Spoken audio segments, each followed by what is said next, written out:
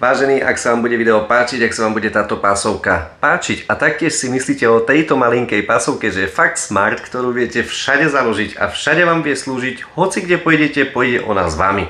Je veľmi ľahko polohovateľná a veľmi veľa možností a veľmi veľa vecí sa s týmto dá nabrúsiť, pretože čo sa týka motora, rýchlosti otáčok, je to od vidím do nevidím, je to extrémne silný stroj na to, aký je to malý stroj.